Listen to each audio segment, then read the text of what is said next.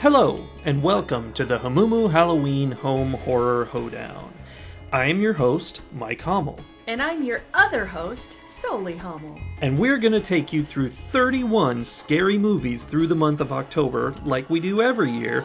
But for the first time this year, we're going to do it entirely in audio format. We like to mix it up every year.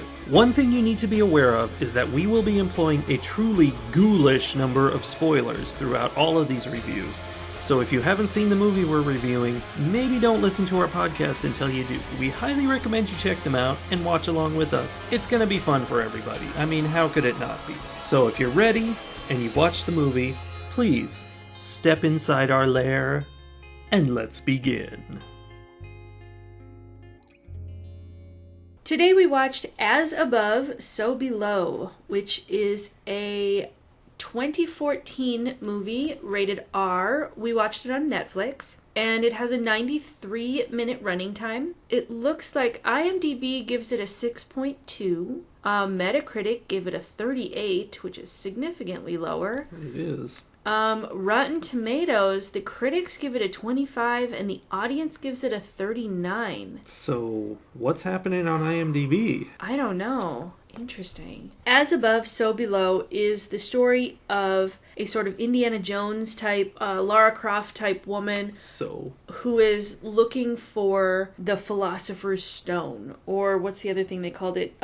Flamel's Stone, yes. Which, as she describes it, is an elusive substance that can turn base elements into gold and is the key to eternal life. Certainly. She and some other adventurers head into the catacombs under Paris looking for this elusive substance. Yes, it's a very Tomb Raider and very Dan Brown. It's just kind of a let's all find things, except that's not how the movie goes. The movie is very found footage horror in a cave. Yeah. Weird. It's a combo. We watched another found footage movie that was underground. Was that the Israeli one? They did go underground for quite a while in Jerusalem. With a Z. Yeah. Oh yeah, because that was a zombie movie. Yes, zombies with wings. Yeah. Well, we all know how I feel about found footage movies. You love them? No. Oh, I guess we don't all know.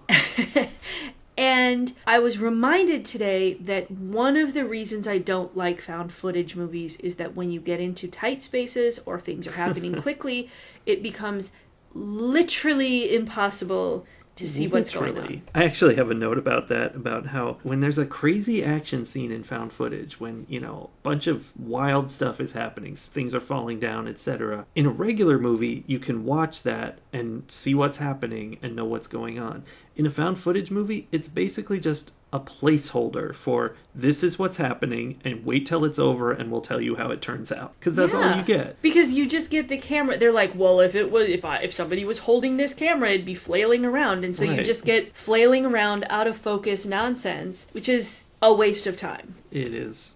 I agree. And there was a lot of that in this movie. Yeah, I don't want to jump on this right now, but I'd like to say this movie should never have been found footage. There was no reason for it. It should have just been people doing this. It would have made perfect sense with no cameras. I agree. Okay, so before we get all caught up in the excitement that was As Above, So Below... Indeed. Why did you pick this movie? Well, Solange, I selected this film as a result of Colin, from our 2 episodes ago podcast, yes, recommending that we see As Above, So Below. I don't remember the specific reason he thought we should, but he said it was going to be a good one for us. Yeah. And I knew about it. I had heard about it before and wanted to do it at some point, but it wasn't a major one on my radar, but he brought it up, so I said, let's do it. There it is. And of course, as soon as you heard it was found footage, you were like, let's do that. I was like, now!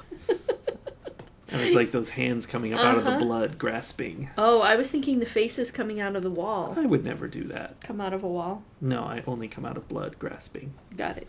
Okay.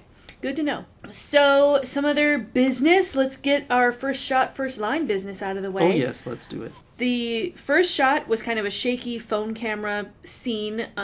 She turns on her camera, and we see her feet. She's riding a bus. There's some chickens in a crate nearby, and then she turns it into like a selfie-style shot where she, being Scarlett, the main character, is describing the trip that she's on. Why she's on this bus with chickens. So the first line is, Just crossed the arena. Iranian border, en route to the Haban region, where they've ordered the destruction of a network of caves by sundown tonight.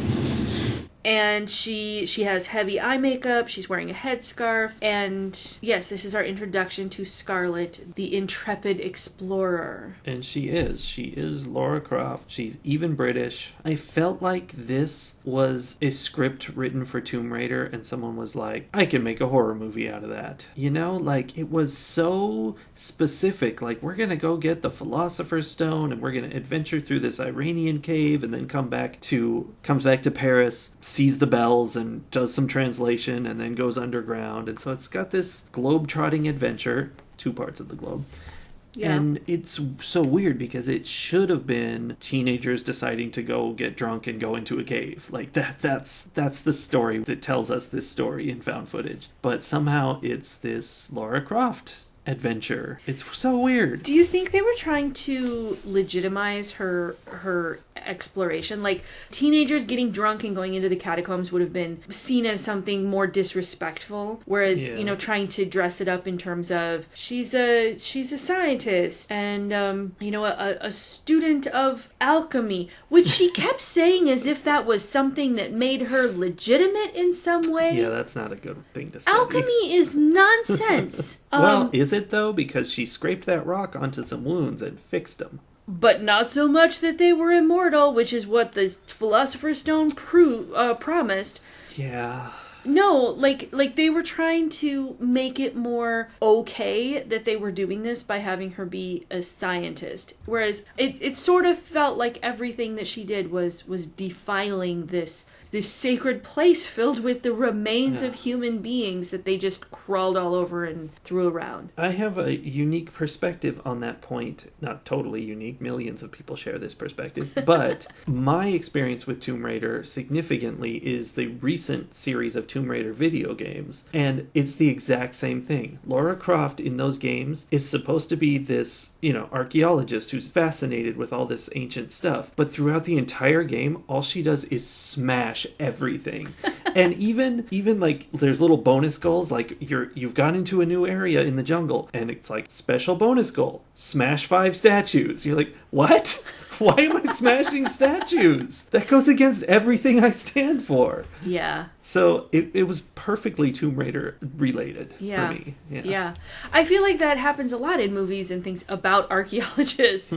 It's like that it's all about finding this one secret thing. And we know an archaeologist. We do. Hi, Katie! And that's not how it's done. And I sort of want to go back and watch this movie again with Katie to see like how appalled she would be that she literally was like, look, I found this entire stone with special writing, but I don't have time to pay any attention to it. I'm just going to touch it with my fingers a little bit and then smash my way through it and kick it with down. A chisel. What? Yeah. Oh, I'm sad that Katie didn't watch this with us. Yeah. So it was not cool. Like, I don't know. I don't feel like they had good reason to be doing what they were doing. No, it was very much teenagers in a cave. Yeah. Okay, so to start with, let's maybe talk a little bit about the characters, because this is one of those ones where there's like a set group who are adventuring together. It was actually 2 groups that merged.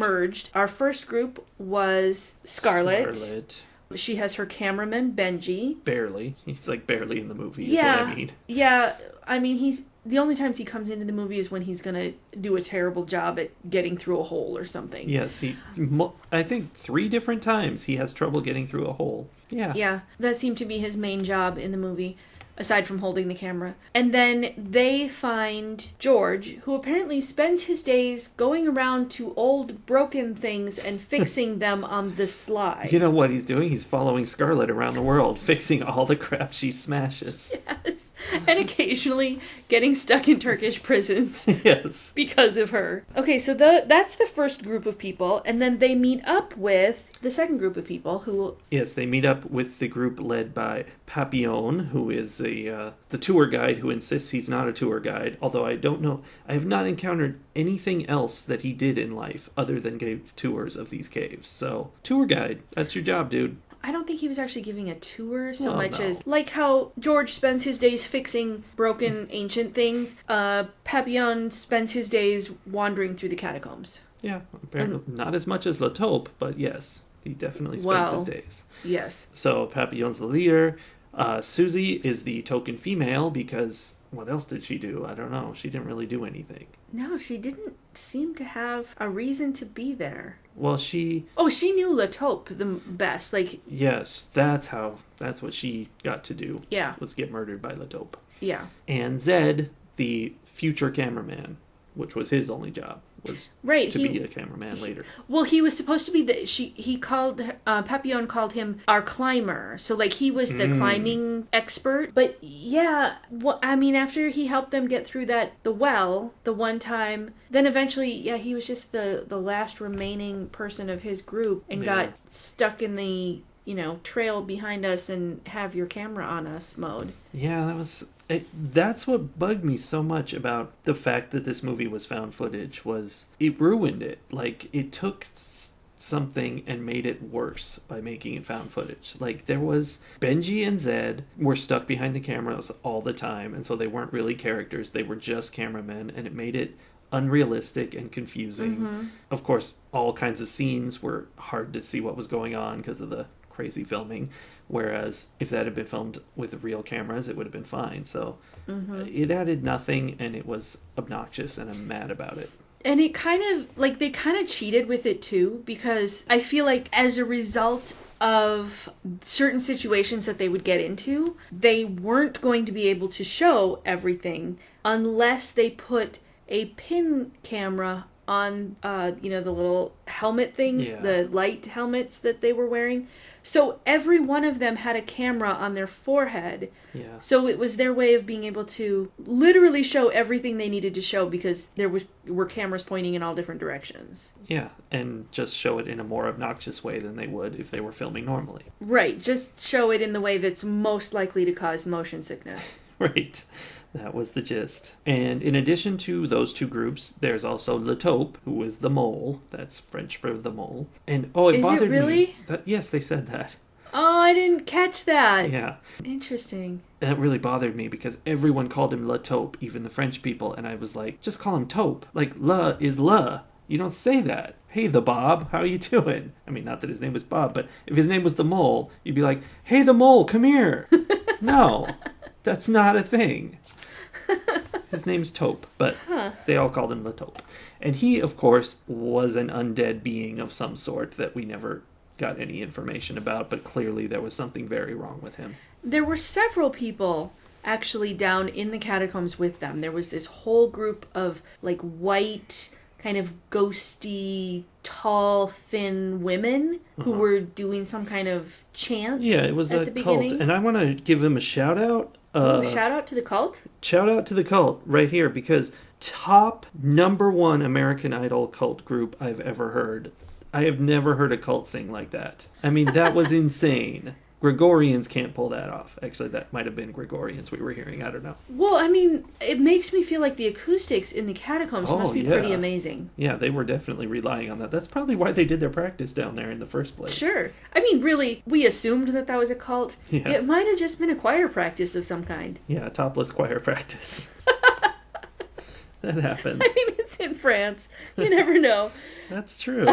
That's a good point. But there was also a little boy that showed up at one point. Yes, I bet that was George's brother, now that you mention it, because they didn't say who it was. They were like, who was that? He was wearing a very, like, French striped sweater. Oh, well, I don't know. Maybe he was just selling baguettes. He sort of looked like a miniature mime. That could be. Which would explain why he was dead, because who wouldn't kill a mime? Who else did we see down there? Well, there was the guy on fire who wasn't down there for long, but that was an exciting moment when he sucked Papillon into the floor. We never did find out exactly what happened there, but for some reason, Papillon felt guilty and responsible for that man's death. Yeah, and remember, he had a burn on his hand. And they were like, where did he get that injury? And they were like, oh, don't ask him about that. I had forgotten about that. That was his issue. But yeah, it was interesting that the burning car like imploded into itself into a little ball, and then Papillon's legs are just sticking out of the stone floor. And then what bugged me is they tried to pull the legs out. They're like, oh no, his legs are kicking around. He's so unhappy. Let's get him out of there. And I expected them to rip off, but nothing happened, luckily. But still, this is the other thing about that. The previous people who died, they hung around the dead people going, oh no, they're dead. And they're like, oh no, we gotta go. So they left. Did you notice it was always the person who was in the same group was like, oh no, and the other group was like, yeah, we gotta go. Yeah, we don't care. We just met you people. But then Papillon is in the floor screaming somehow, like I guess his head was in a hole under the floor, and his legs are kicking around above the floor, and they grab on it for a second, they're like, well, these legs aren't coming out. Bye. And they all just left. And they left him. He wasn't even dead. His legs were sticking out. They didn't even really talk about it. They just left. No, they didn't care. They were like, oh, that's weird. Let's get out of here. See, and then we, like you already mentioned, we saw George's brother. Yeah, we definitely saw him in the water. So if he wasn't the mime, he was at least in the water. At the end. Oh, and then we saw Scarlett's dad, who was also an adventurer, but who... more Tomb Raider references. Exactly. And who had gone crazy and hung himself. Yeah. Well, and she felt guilty. I don't know if he went crazy. I think the implication was that he was just suicidal. I mean, she said, I didn't pick up the phone for you that night. I didn't know things were so bad. So I was saying that because earlier on, Riza, whose house she's at to get into the tunnels in Iran, yes, he knew her father. And he was saying that everybody who hunts for Flamel's stone goes crazy. So he was making that judgment about... That's reasonable, but I don't trust his judgment because he went into a tunnel that was going to explode. Yeah, they knew. Like, they were already doing the countdown to blow that tunnel up, and those two are going in like, no, we have to go in and get this footage. That was risky business. Yeah. I have one really important question about this movie. Okay, this is the big one. Go. What? Oh, that question. Yeah, what happened? What? See, and I know this is going to be a big split in our movie because I don't have that question. I mean, I'm not saying I know what happened, but I was just going along for the ride. This is a Mikey movie right here. It's this thing where completely nonsensical things happen. You know, like they were going down the tunnel and there was a telephone down there and she picked it up and it was her dead dad talking to her. And no logic to that at all. So you're left going, how did that happen? What does that mean? Mm-hmm. And I'm not saying they ever explained it because they didn't. Well, they kind of did. Whatever. I think they did in the sense that whatever that line was that something about the whole as above so below is that the idea was that whatever you thought the world was, it was. Except that didn't ever happen to them before they got in this cave, so is that the place where that happens? I think that doesn't make sense. No, it doesn't. That hence my question. Okay, what? Well, here's the thing. Then it's all like they go through and then they come out into backwards world after crawling through the tunnel to hell. So they're in hell and it's backwards earth. That's an Angel reference. But anyway, they're in backwards world and I don't really have anything to say except I was along for the ride because it didn't really go anywhere. And I would like more from the ending. Like, are they actually okay or are they in a bad earth now? I don't know because it flipped. And what drove me more unhappy was when they crawled through the bones early on and ended up back where they started after crawling through the bones. I'm like, okay, that's a flip right there. So now they flipped sideways, and then later they flip sideways again, and then they flip upside down. That's too many flips. They should have only flipped upside down. There was a lot going on. I feel like it didn't actually make sense, but I also feel like it's coming from something. Like obviously it's the as above, so below thing. Sure. Was all about that, but I feel like this whole thing is based on something in reality, like some story or maybe actual books of alchemy that discuss this idea that if you go deep enough, you reverse and come back out. Well, I mean, that is how the Earth actually works. If you go deep Surprise! enough, you end up in Australia. But here's the thing. If you dig straight into the Earth from Paris and keep going, you don't come out in Paris. If you have bad direction digging, you could end up back in Paris. But anyway, that was just fun. I had fun. The whole thing was just dumb, and it was fun because weird stuff kept happening, and it didn't really make sense, but they sort of had an explanation for it, which I like so much better when they're just like, isn't that weird? Anyway, Levenger tapes. So, yeah. Although what really bugs me is when something really insane happens or they make some ridiculous, some impossible thing is going on, and one of the characters just says, well, it makes sense that, and then explain something that there's no possible way they could have come up with. Yes, I wrote leaps of logic on my paper. So many leaps of logic. Yeah.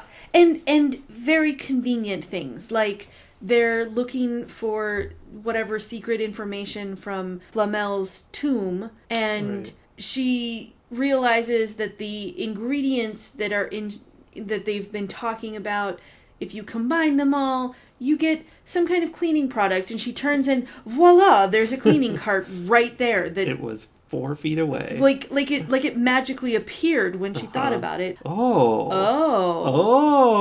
Ooh. Because that supports my theory, actually. When the movie I have a theory. started... Okay, well, that's going to be good. Oh, this is going to relate to your theory, actually. When the movie started, she actually encountered her dad hanging in that Iranian cave. And we didn't know what it was. We were just like, whoa, that's trippy. That's crazy. That was already things being weird when they shouldn't have been weird yet.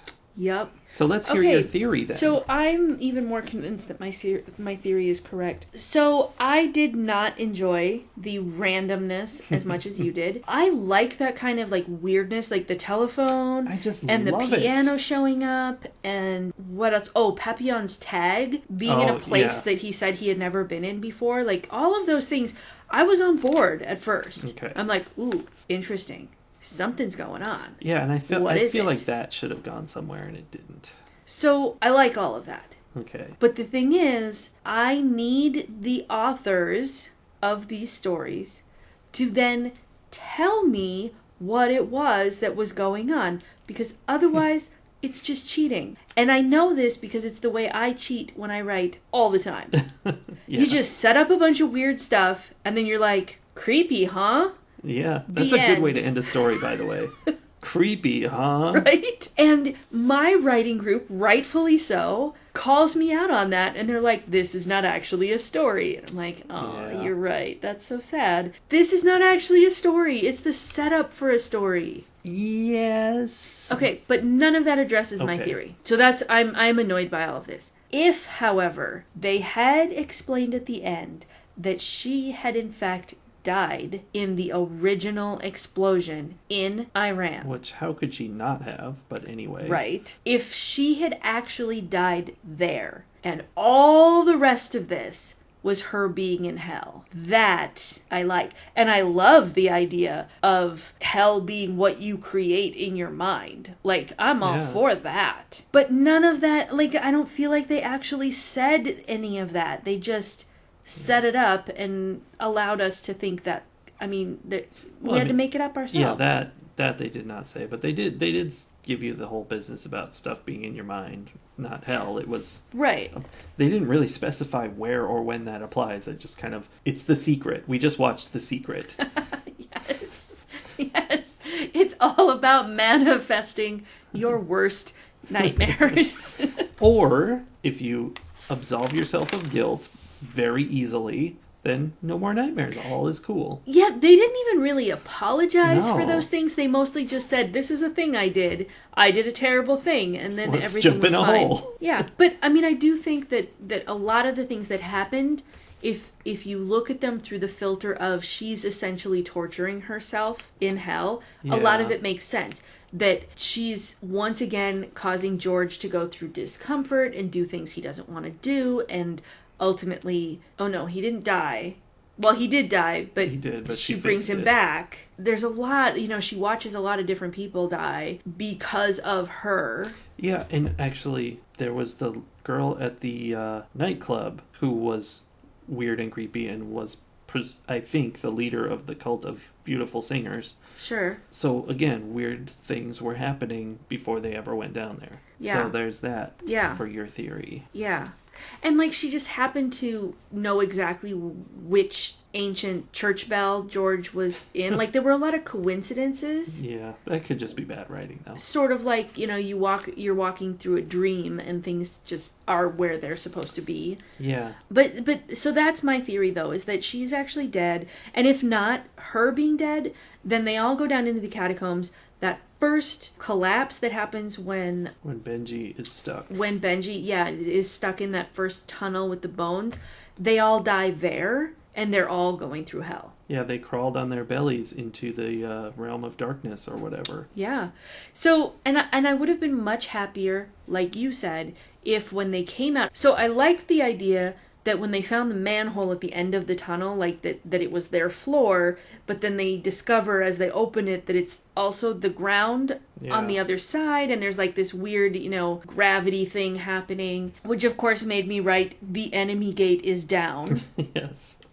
For our Ender's Gate fans. But I liked that piece of it, but I really wanted some piece, just a little flicker of evidence that they were in some kind of hellscape and not actually back where they were supposed to be from. Would have been cool if, because there was the building far in the background, if something had happened there, like a tentacle came up from that building or something, so you're like... Sure. But subtle that you have to notice it. Or some kind of, flying gargoyle comes up off of the building or something. There's a building there with gargoyles and one just wakes up. That would be cool. Something, yeah. Because that would make all of it make sense. And it will give it all a purpose. Except I am giving it more of a purpose with this. Okay. You take your theory, and then the absolution with her dead dad, and then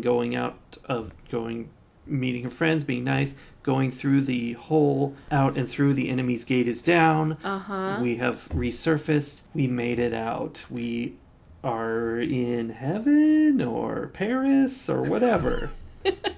Somewhere heaven, that they have croissants. Paris, I know that. Purgatory, one of those things that's not hell. Yeah, anything else would be preferable, really. Yeah, I guess. I don't know. That could be a story, it's really weak just because of how little effort she put into fixing things. Speaking of weak and lack of effort... Yeah. Okay, I didn't look at the exact times, but it took them an hour to get through. They're going through all these things and down this well and through this hallway with a blood trench, and then there's the walls that turn into monsters to try to eat you, and all this stuff, and it takes them forever to get through everything. She gets there. Why do I keep wanting to call him Charlie? His name is George. George Charlie. has his neck eaten by one of the weeping angels. Yes. He's dying. And she's like, oh, crap, I have the wrong stone.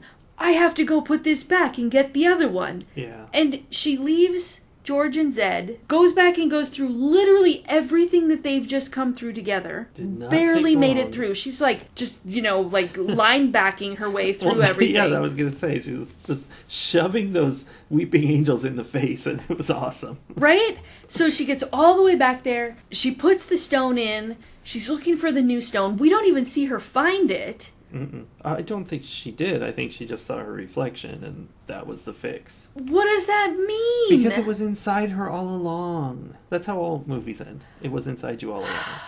That always makes me think of, there's this kid's book about a mouse that has pink ballet slippers, and that make her able to do ballet, and then she loses the slippers. And I know that story. Yeah, it's the same. It was inside her all along.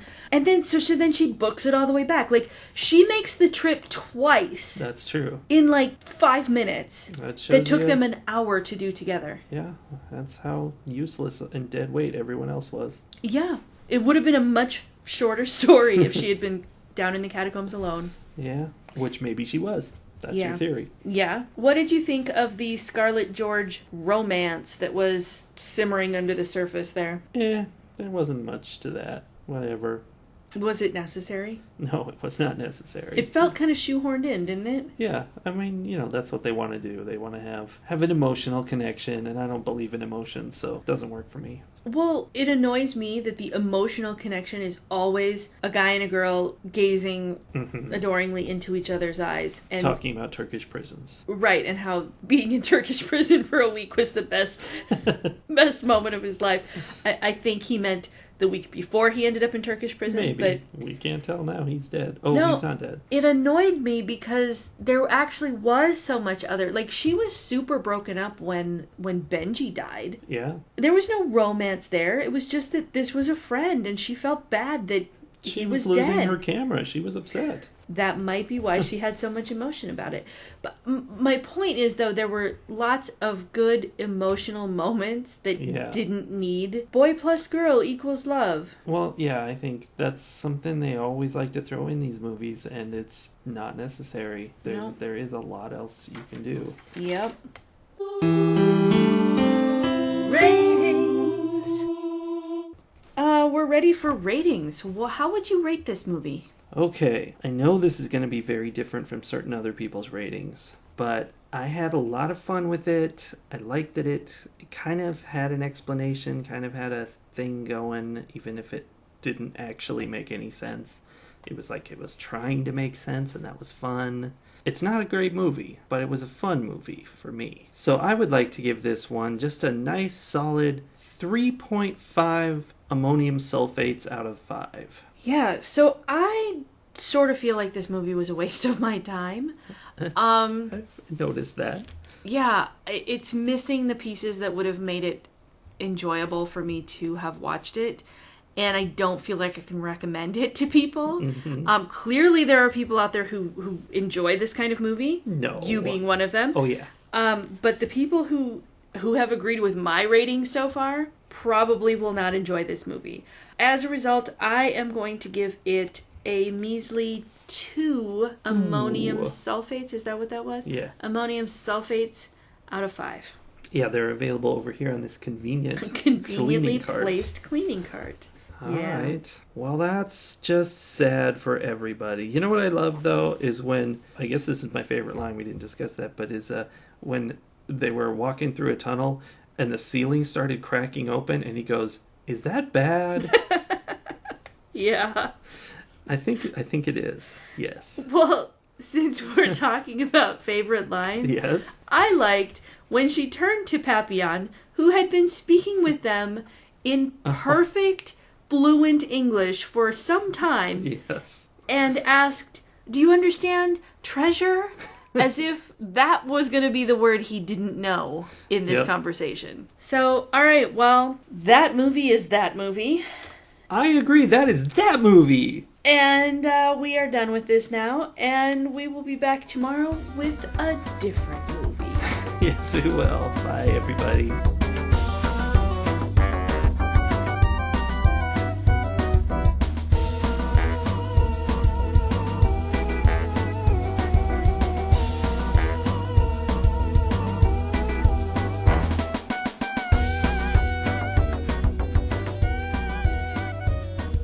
Is that bad?